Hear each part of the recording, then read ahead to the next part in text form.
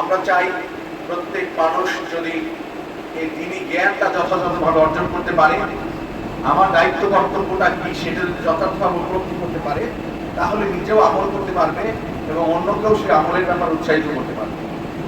আর সেই ক্ষেত্রে এই আমল এবং জ্ঞান অর্জনের একটা বড় একটা মার্কাজ হচ্ছে একটা মসজিদ। একটা মসজিদ কেন্দ্রিক একটা সমাজ গড়ে ওঠে, একটা মসজিদ কেন্দ্রিক মসজিদের মাধ্যমে একটা কমিউনিটি গড়ে ওঠে। আমরা বিশ্বাস করি এখানে এরকম গুরুত্বপূর্ণ লোকেশনে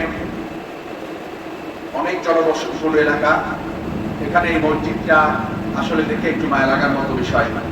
এই মসজিদটা নিঃসন্দেহে একটু উন্নতি হওয়া উচিত, এটা আপনারাও ফিল করেন, আমার নিজের কাছেও যথেষ্টভাবে অনুভূত রয়েছে।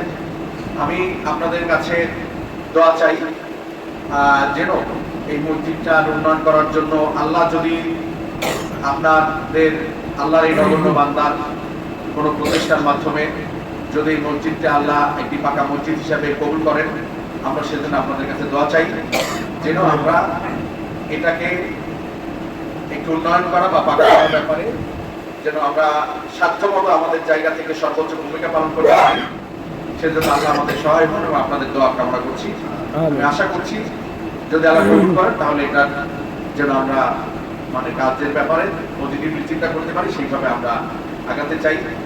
আমি আবারও আপনাদের কাছে সালাম জানিয়ে এলাকাবাসীর কাছে দোয়া চেয়ে ভবিষ্যতে আবারও আপনাদের সাথে দেখা হবে। সবাইকে সালাম, আসসালামু আলাইকুম ওয়া রাহমাতুল্লাহ।